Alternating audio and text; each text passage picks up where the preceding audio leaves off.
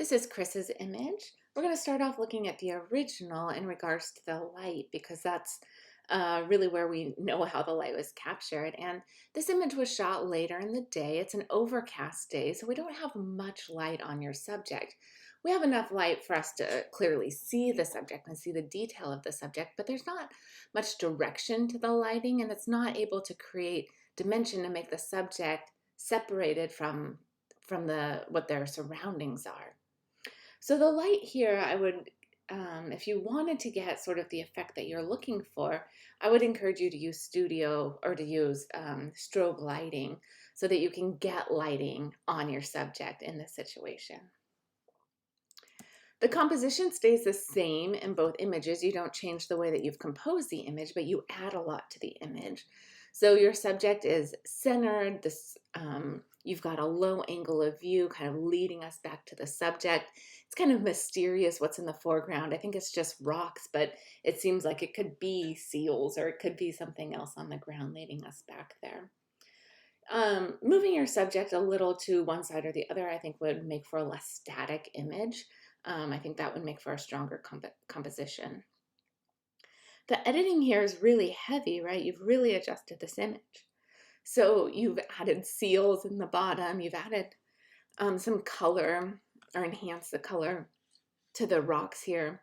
You've dropped in a whole new sky, a sunset sky, and added these birds here as well. You've also tried to add some brightness to your subject. So you've opened up her face quite a bit there. But as we look at it, we don't see the lights coming from that direction. So it doesn't feel like it's a natural fit that just that part of her cheek would be open. So I would pull back on the editing a little bit. I think if you want to create a composite like you're doing and you want to create sort of an altered sense of reality, then you need to do that to the whole image. Then we need to see the bottom half of the image have that effect as well so that it feels really streamlined. What you're communicating between the two is different. You had talked about it wanting your image to be a really serene scene, and I feel this is a very serene scene. But in this image, it's almost as though like there's fire coming down behind her, and there's like an HDR effect on her skin that looks like end of the world to me. And then the seals stand out so much and don't feel like they're in reality. So I don't get the feeling of this image being a peaceful image.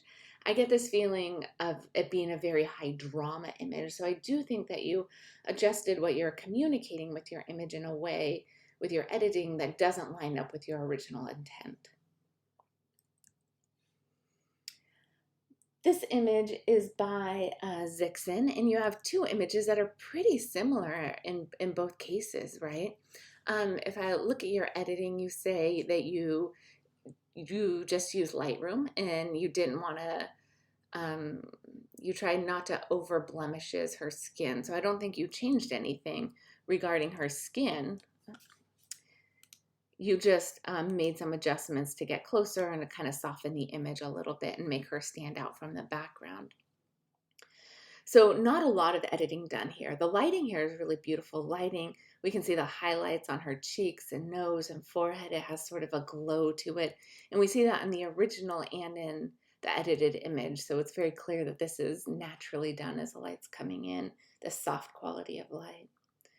The composition is really close. Your subject really stands out from the background, and that's working really well. It's actually, when we have a simple image like this, can work really well, but the background here becomes a distraction. So a couple things you could do about that. The first thing I would encourage you to do is just to iron the background so you don't have the creases in it, and then we don't have that texture to pull us away from your subject. You also could just pull your subject further away from the background, and that would help. And that would help us have that separation and not see the detail back there, but just focus on your subject.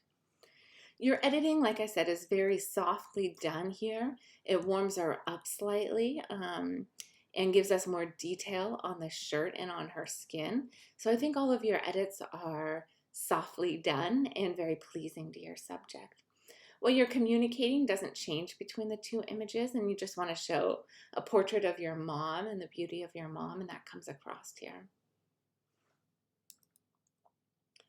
This image is by Lauren, and first we're looking at the light you're using. So obviously you're using artificial light. It's coming from above and to the side of your subject, and she's looking pretty much straight up at it. And it creates a really beautiful lighting. The composition that you have, you're nice and close. You have that background, just like we saw in the last image by Zixin, where you have a background that has some detail to it. You had it spray painted because you didn't have the background you wanted. So having it out of focus here works much better than what we saw. It doesn't create any distracting elements.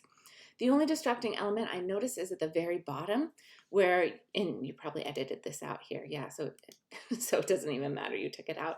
But this down here, I wanted to see that you cropped that out or edited it in Photoshop, and you did take care of that.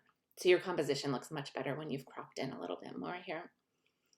And then your editing, you've done a lot to edit this image. You've worked on kind of smoothing out her skin in a way that makes it look, like you said, almost artificial, but there is still texture there. You've adjusted your exposure some, you've cropped in, you said you did some sharpness adjustment. So all of your adjustments here, I think, really line up with what you're trying to communicate. And that's really what my goal is in critiquing these images, is to make sure that as you go into editing your images, that you're editing in a way that supports your concept, that supports your goals with your image. And I think what you want is this kind of like overly done kind of 50s sort of style, almost like a bubble gum. I don't even know what that means, but that comes across in this image portrait, where it's like everything's a little bit too perfect. Everything's a little bit too refined and not realistic, but it's putting us in this sort of altered reality that I think what you've created here is perfectly done. It really pulls me in and makes me want to see how you're going to build this series out. And I think there's something about your series where you're going to use some distortion. I'm not sure if that's still your plan, to really pull us in and have something that's moving through all of your images. But I also think a series like this, where we're just looking at something idealized and kind of having a critique, your image is a critique on the way that we idealize things to a point that they're not based in reality. And I think that is really well done here. Nice job again, Lauren.